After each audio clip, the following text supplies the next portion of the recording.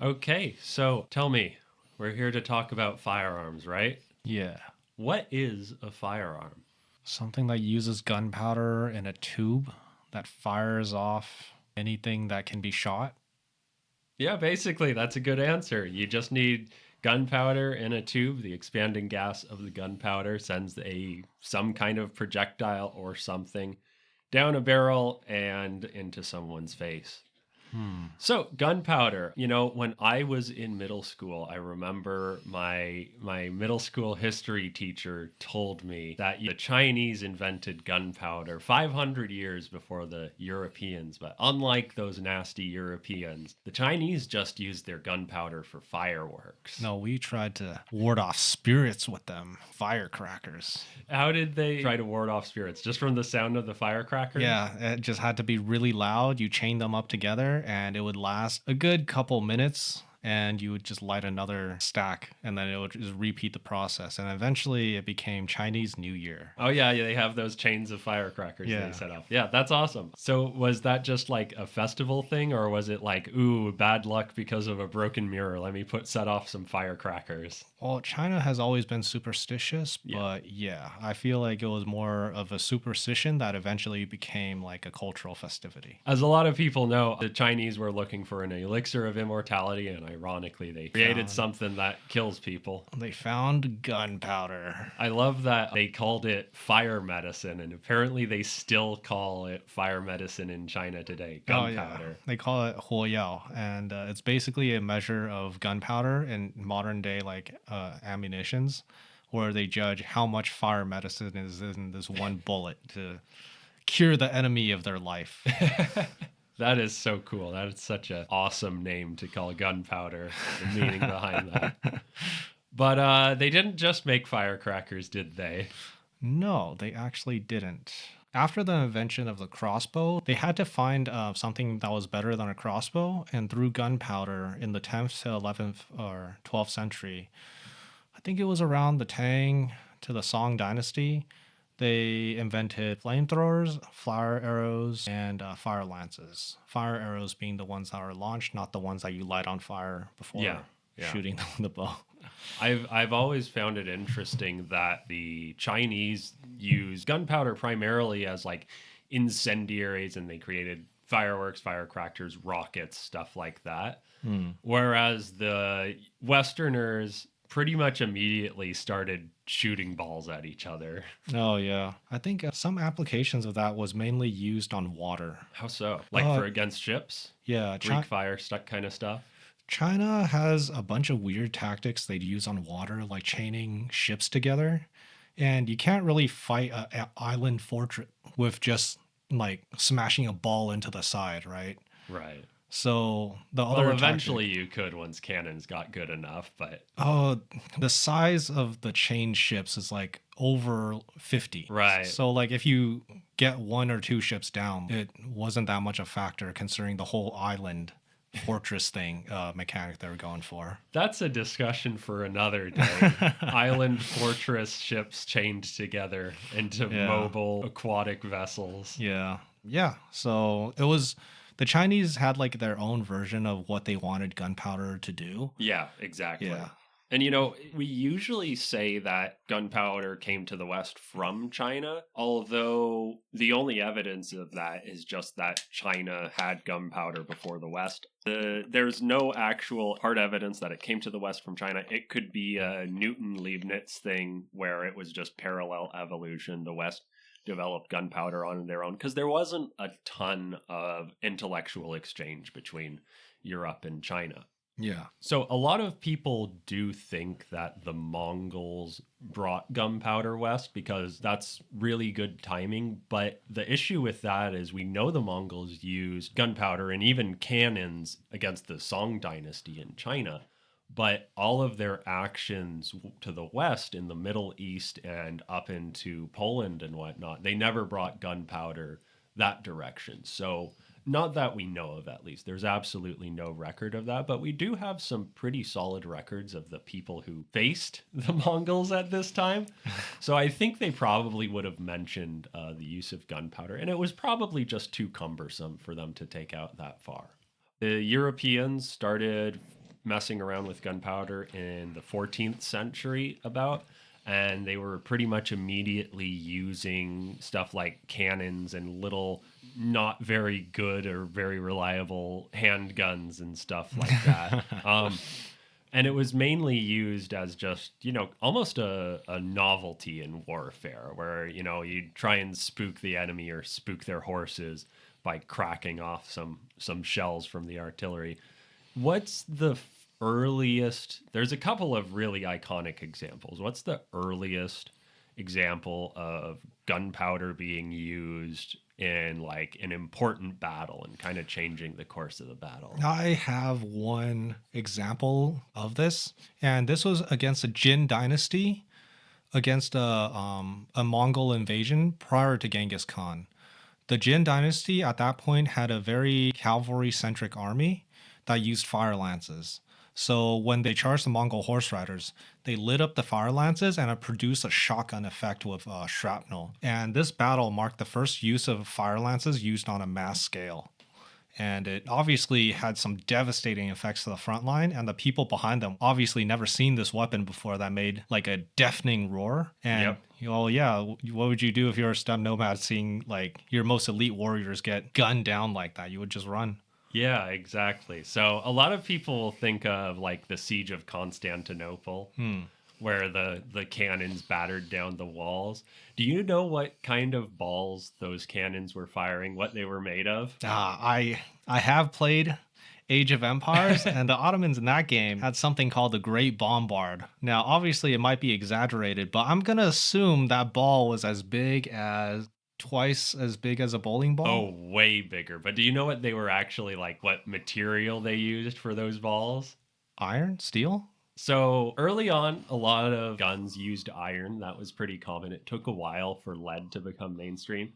They used stone cannonballs. Stone? Because making molds for cast iron or cast lead of that huge size was not practical. So they would literally just get stonemasons along with their army carving out these massive stone balls to shoot at the walls of Constantinople. Yeah. Their big gun called the Basilica was actually made by a Hungarian engineer. Oh my god. And stone was the only practical thing. And that was pretty common for cannonballs for a while. But the issue is stone is about half as dense as iron, and iron is like 2/3 as dense as lead. So it was not nearly as effective in terms of, sectional density. But yeah, stone balls. But I wanted to talk mainly about small arms in this discussion where, man portable stuff. Yeah.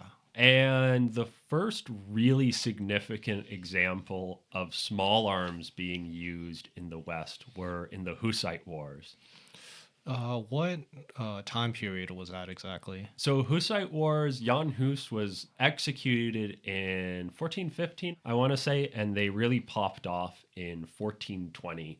And you can kind of think of the Hussite Wars as a proto-Protestant revolution where it was the same kind of arguments that Martin Luther was making, where, he was against indulgences and stuff like that. Your typical commie crap. So the King of Bohemia dies in 1419, 4 years after Jan Hus is executed.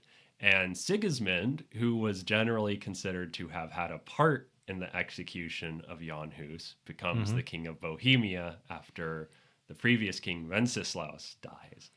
And so basically immediately, due to both the power vacuum of a king dying and people being outraged that they find this man who killed a very important person, Bohemia immediately breaks out into riots. They start taking over cities. And you have this ragtag group of, a lot of pseudo middle class city dwellers and peasants suddenly running this little micronation in the middle of Bohemia. So the Catholic Church declares a crusade on them. Wait, what? Yes, they're heretics. Oh my god. Eventually, they would declare 5 crusades against the Hussites. Holy crap. 5 crusades. That war lasted a long time. And the Hussites were not soldiers. Very few of them were soldiers. Very few of them were fighting men. Like I said, it was a lot of peasants and a lot of middle-class city dwellers. So one of their generals, essentially, Jan Žižka, has to figure something out. And one of the key components of their strategies was, aside from their war wagons, where they'd kind of set up these mobile fortresses, was firearms. Now, So they would just have like wagons acting as like mobile bunkers and just put firearms in them and just shoot out of them. more or less, yeah. So the war wagons was they'd have a series of upbuilt, kind of fortified wagons, and they'd kind of make a wall out of them. And so you'd have essentially an ad hoc battlement with guys hunkering down in their wagons and shooting at anyone who comes near. It was pretty nasty because these city dwellers, they weren't familiar with open battles, but Europe was so siege heavy that most city dwellers would have been familiar with the weapons they used to man battlements. You turn a field battle into a siege battle. Oh, that's interesting. Holy crap. Yeah, so they'd bring, mainly weapons that were really good in sieges, like crossbows and firearms. And firearms were not very common up to this point. They had essentially the same benefit as crossbows, where you can just load it up and kind of aim at the enemy and take your time and crack off a shot. So they were usually just used in sieges up till this point. So it wasn't like standardized equipment. It would just be like basically a hunting rifle or something like that. It was mainly siege defense weapons. But yeah, it was completely ad hoc. Again, we're looking at a common class rebellion going on. Got it. So they are using whatever they have handy. And you really can't even call the weapons they had rifles. These were, have you seen Princess Mononoke? Yeah. Oh, so, those types of things? Those, the guys in Irontown you see, where it's literally just a stick with a metal tube at the end, and they stick a match in the top and it cracks off a shot. That's what they had. They were called pistala, which is where we get the term pistol, actually. And they're basically hand cannons on a stick. Amazing. But they worked really well. These were rough weapons. So what they do was you couldn't aim them very well. Yeah. Because it's just a stick. And you'd stick in the gunpowder and stick in a ball, usually iron at this point. Stone was mainly reserved for artillery and stuff like that. Got it. And you'd just kind of crook it under your shoulder and take aim. And what they'd use is basically long coils of rope that were treated with a substance basically to turn it into a very slow burning fuse. Mm-hmm. And they'd kind of cram that into a little bitty hole drilled in the side of the barrel, and hopefully that'd go off. Oh, okay. Oh my God. Yeah, those were very unreliable at this point. I'm surprised that. No, that's crazy. Yeah, and you've got to wonder why they would expend so much energy actually using these weapons. Yeah, that's what I was thinking. Like when you're like, tell me the specifics of it, I was like, oh, okay, why not use a crossbow? So crossbows were effective, and on the one hand you have things like bows, which are nice to have because you can shoot them more rapidly.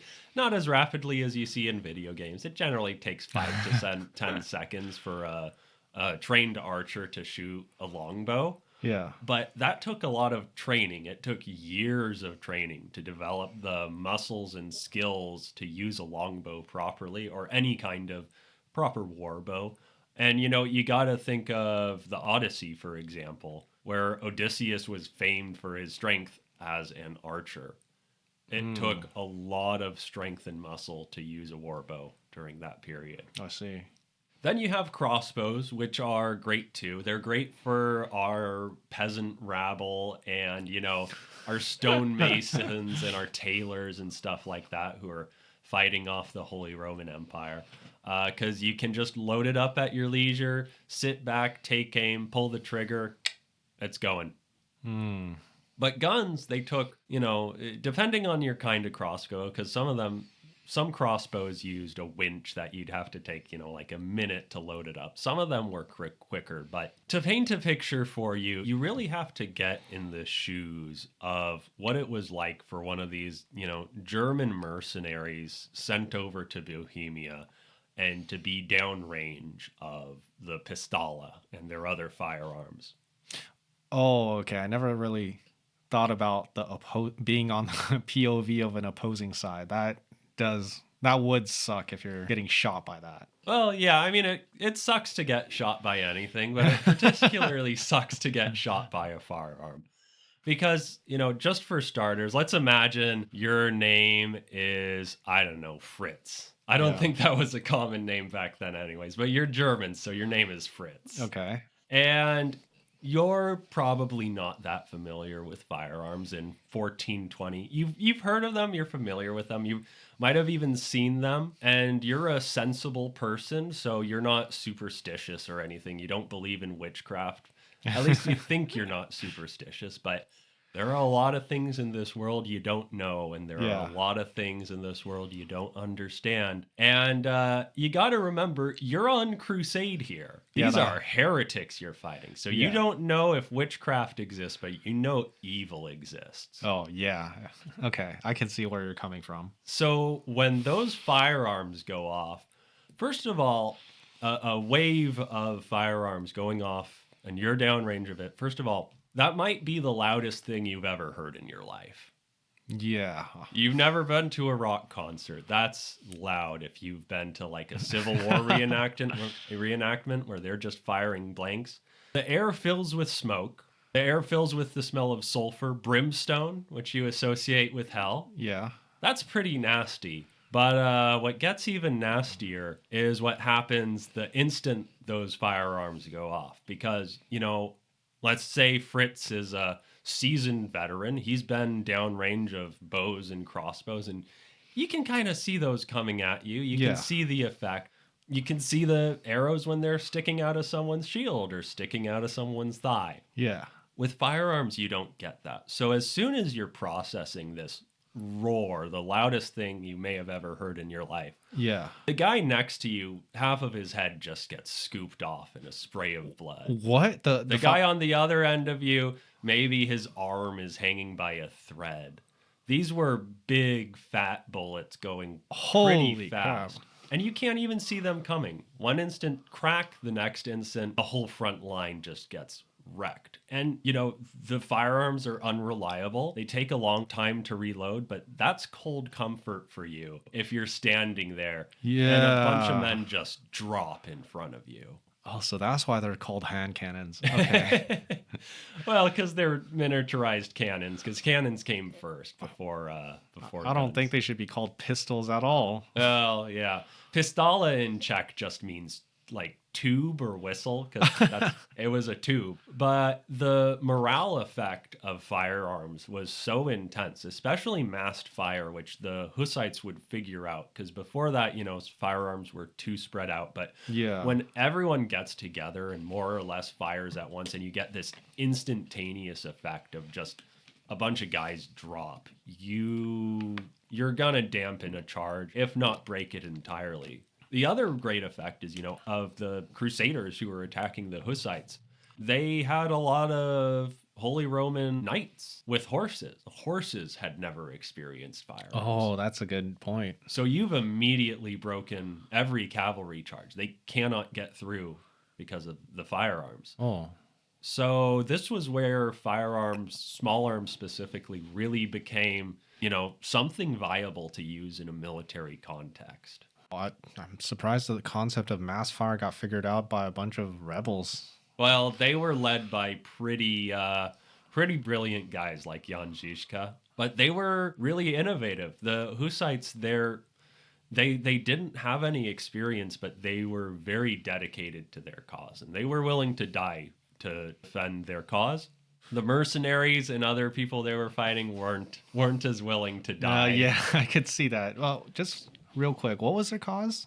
What was the cause? What was their cause? Oh, the Hussites. They believed in the works of a proto-Protestant leader who was criticizing the Catholic Church and its corruption, and he was executed for that. Got it. Okay. And the Czechs in Bohemia, they've often been kind of marginalized in, what would later become the Austro-Hungarian Empire. And that region, they've always kind of been third-class citizens, despite being a really important cultural and intellectual center, an economic center of the Holy Roman Empire, of the Austro-Hungarian Empire. So Czechs were really kind of a dark horse in the development of firearms. They've always been really, really innovative. Got it. That's really interesting.